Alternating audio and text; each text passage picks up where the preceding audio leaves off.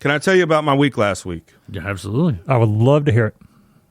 I think it was Wednesday. Took the full day off work. You guys ever take a good day off work? Or like with you, Chuck, like a month? Yeah. Like a couple months. I've taken off, the back half of 22. Those Biden unemployment checks, boy, coming in strong. Hey, Ben, you ever take off just a day and just have it to yourself? Usually if I take off, it's because there's something I got to do. Like I've never taken off work just to sit on the couch. And you should try it sometime, man. It's not bad. Like by myself. It's awesome until like 7 o'clock at night, and you're like, "Damn, dude, I did nothing all day. I'm a piece of shit." It's pretty awesome up until that point. I mean, usually if I take off work, it's maybe it's because it's rained for 2 weeks straight, and I'm like, "Damn it, I've got to cut my fucking grass today." Or something. I'll take off work to cut grass, or I'll take off work to do something. But yeah, I don't think I've ever taken off just to sit around. So you're saying I should? Well, so I've taken off like half days to go golfing early or something on a Friday where it's going to be nice out, you know, me and the boys or whatever. But I don't know if I've ever taken one off just to chill. So I took last Wednesday off, but I wouldn't say it was to chill. It was, I mentioned my daughters in the first segment. My oldest daughter, all three of my daughters are Taylor Swift fans, but my oldest daughter is obsessed with Taylor Swift. And as everybody, and I'm sure in America has heard, Taylor Swift announced a new tour and the tickets were going on sale. So I took off work to make sure that I got Taylor Swift tickets on her birthday in Chicago at Soldier Field. Ooh. Big deal. Wow. Dad of the year. Yeah, I'm looking for it. Man. Yeah. Shout out me. Good work. That's the end of the story for you? No, that's not. That story. Oh, I was about to say, that story goes on for me. But you guys are dads. You understand. Absolutely. You understand. When your little girl wants something, man, you go out of your way. You'll move up in earth. Yeah. So I don't. Sure. My original thought was I don't have to take off a full day of work. I'll just hop on the computer when the tickets go on sale, buy the tickets, and then spend the rest of my day maybe doing something else. 5 hours later, I'm still sitting at the computer in queue, is what they call it with Ticketmaster. Waiting, it says 2,000 people are in front of me in line to get tickets. Have you guys heard of this Ticketmaster drama? Heard about it. Yeah. Heard about it. Have you had any personal experience with Ticketmaster? Bad, yeah. I had tickets to Billie Eilish for amazing. It's kind of the same deal. My daughter was a huge Billie Eilish fan. And the day they went on sale, did the same thing you did. And then she canceled because of the COVID deal. $700. I don't know where it's at. It's just somewhere out there. She canceled the tour and no I don't know where the money is. Nothing. I got nothing. Really? I don't know. I think I'd call somebody. You mentioned being a huge Dave Matthews fan last time around, and anybody that knows you knows that about you. Does Dave use Ticketmaster? I don't know. What are some of the other... I'm trying to think. Well, that's kind of the point. Is there's not a lot of others. Right. I'm trying to think. I don't think I mean... I just get online. I don't even pay attention to where I'm fucking buying them from. I mean, for real. I don't remember. And I wouldn't normally care, but I spent Ticketmaster 5 hours of my day waiting for this. And this is a complete mess. As you guys have heard, I'm sure, on the news, there's a lot of people that missed out. We are very fortunate enough that after like 4.5 hours or something, I did end up getting tickets. Good work. It makes me think about, Ticketmaster, and, there's a lot of people, and there's like even politicians like bringing up, hey, this is a monopoly that we need to break up, because Ticketmaster also owns Live Nation, which owns a lot of the venues that they go through. So not only do they own the medium of you being able to go to the show, but then they own the venue that it's at. Right. And it's a pretty hot topic right now, as a lot of people didn't get tickets. And so then did you hear just the other day, so that was last week, and I forget what day it was actually, like the general admission tickets were supposed to go on sale. They're going on sale to the public. And then they just postponed that. They were like, psych. They canceled it. Yeah, canceled it. That's unprecedented. Yeah. These tickets did not go on sale to the public. Right. And I think it's a big loss in the Ticketmaster world, because they knew what the appeal was. They knew how many people were interested in these, because that's why you have a pre-sale. You try to gauge the interest, right? You try to see, how many people are we thinking that are going to be interested in this? And I think they completely got greedy and flubbed it up and messed it up. And Taylor Swift's in the middle of kind of all of it, I guess. Right. And it's a little bit of a PR nightmare if you ask me. She's taking shit for her? Like she has anything to do with that? Well, does she? Or maybe she does. I don't know. well, there's bands like Pearl Jam that refuse to even mess with Ticketmaster. Oh, well, yeah, I guess. Yeah. Because even like I mentioned, Ticketmaster is like the processing fees where you pay, let's say $50 for a ticket and you pay $30 in processing fees. Right. Yeah, why would she draw the line at Spotify? She was not on Spotify for a long, long time, but still go with Ticketmaster. I'm not sure. You think that if you're against one, you'd be against all that. And she's been pretty quiet about it too. She hasn't made any kind of public statement, and there is an outcry for a lot of people that are pretty ticked off about it. Yeah. And don't tell my kids this, but I want to sell them motherfuckers because they're going for $5,000 and $8,000 a piece. Here's where I come in. Here's where I come in. Okay, me and him, we made a little bit of money, and we're both insane, so we're just gonna YOLO it on something. Just something stupid. Just like find the best Christmas toy that everybody wants. Just buy all the fucking thing, and then sell it to a more expensive. We're not against like selling our souls for Right, a little bit of cash in the pocket. Right. I thought I've known you guys for decades, literally decades. Yeah. And this is really the first. You guys are really showing your true colors here. Yeah, right. Yeah, you never knew this. But it was Yeah, I It's didn't. this long, really. Yeah. So You're shocked by this. Yeah, kinda. we were. I mean, hell, we're all We're not clubbing old ladies like instilling purses. yet. I mean, it's not out of question. Yet I might run out of money soon. Oh, so you're, See. but you're not against it. But so we've been talking about like just walking up to the casino, walking in, put it on black, win or lose, just walk out. Just who cares? Whatever, just YOLO it.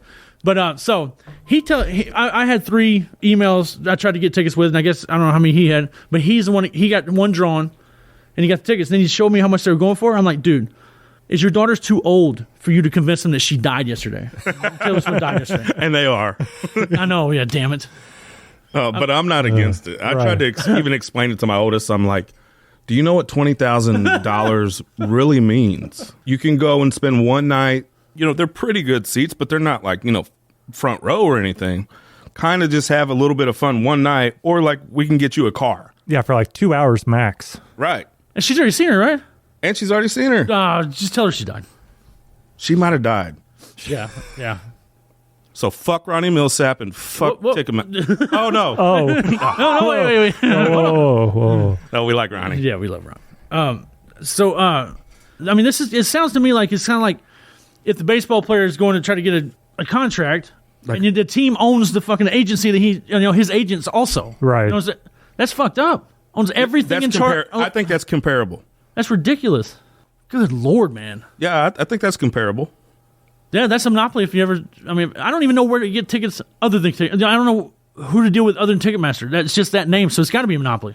Yeah, so everywhere else that I can think of, just in my mind right now, is resells. It's the StubHub and the SeatGeek and all these others. Those are resells. Right. If you're going directly to... Even if you go to the box office, it's still Ticketmaster. For Ticketmaster, yeah. So, I mean, I'm sure there's some out there. So if you're listening, if you're the listening audience, clarify for us or tell us, but it's not in the everyday, and we're concert goers, we're music lovers, so I think we would have a general idea of what else is out there, and I can't think of anything.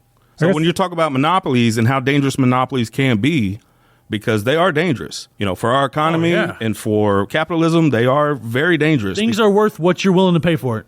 And if they have a monopoly, if they could charge you out the ass, that's just like a blinker, like like a Taurus 2000, whatever the hell, Taurus blinker, the whole thing.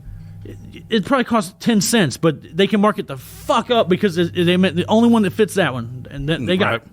That's like $300 for that stupid thing. Yeah, and that fucking ice cream machine at McDonald's is always broke. Yeah. They have one dude that fixed it. Do you know the story behind that? Yeah, it made me think of that because one dude in the town that can fix it. That's it. One company.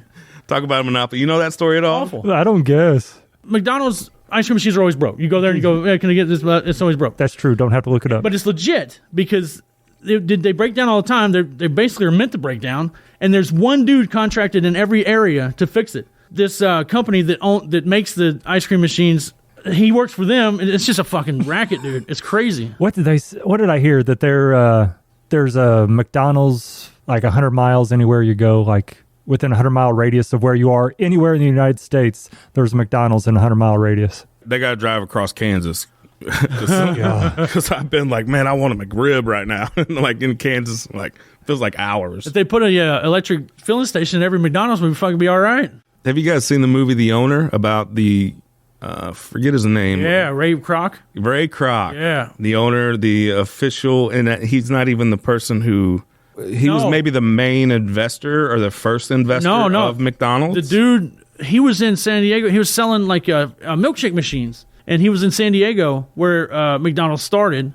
And these McDonald's dudes, these brothers, McDonald's, they've created this whole system. They mapped it all out to have the perfect timing in making the burger. Like this person had to grab this shit over here and spin around here, blah, blah, blah. They were engineers. They were efficiency engineers. Yes, efficiency. Yes, that's what they concentrate on. And he saw this happening. He's like, dudes, he goes, I could take this natural. And they're like, no. And then finally they agreed to it, and he fucked him over so bad. Ooh, boy. Who's Batman and Birdman? Michael Keaton. Michael Keaton plays Ray Kroc. It's a good movie. What a lot of people consider the founder of McDonald's. Is that the name of the movie? That's what it's called, The Founder. Yeah, you're right. Yeah, The Founder. When technically he probably wasn't. He was just like the first investor because I think he invested some things into it. But the true McDonald's brothers, at least in the movie, and I don't know a whole lot about the story, kind of only what the movie is and what the general idea is, but they had really true, genuine intentions and ethical intentions, whereas Ray, I'm not sure really did. No. I think he was kind of Ray ended up looking for the money. He ended up with he would do the franchising. Basically, McDonald's I think is the number one landowner in the United States or something like that. Correct. Yeah, and that's all from him. Real estate owner. Yeah, and that's all from him. He found like a scumbag way to fuck over the franchise people too. Or genius. Genius, yeah. They own the real estate which McDonald's franchises are on, and they lease them out or they rent them out or however you want to say it to the franchise owner. So it's kind of genius. Oh, it's scumbag like crazy. But I mean, what in business is kind of what we wanted to do with those Taylor Swift tickets. Oh, yeah, maybe. I was going to say, that's sketch as hell, man. Oh, it is. Ray Kroc, alive or dead? Dead. Gotta be dead. Dead? Well, shit, fellas. He's been dead. He's been dead for 38 years. Oh, shit, 1984? 1984. My ex-wife wasn't even born then. Well, he had a good run. He was born in 1902. Oh, Lord, yeah. Definitely dead. Oh, no wonder he's dead. He died in San Diego. That's where he screwed over the McDonald's dudes. They probably dragged him something and beat the shit out of him. McDonald's brothers, they're dead, right? Oh, God, they got to. That McRib ain't, though, boy. Well, I tell you, man. What do you think about that McRib? I think it's probably the most overrated food item in fast food. You see the thing last time? It says it's the final one. Which is like, no, that's like they say that every time? Yeah, it's like Ozzy Osbourne, the final tour. Right. How many final tours has Kiss had? Yeah, right. The final tour. I was going to say, like, Elton John's going on tour again next year. And I know Elton John's had, like last time it was the Yellow Brick Road or whatever tour. And before that, it was He's been doing the final tour since The Lion King. Yeah. I bet he uses Ticketmaster. You really shouldn't.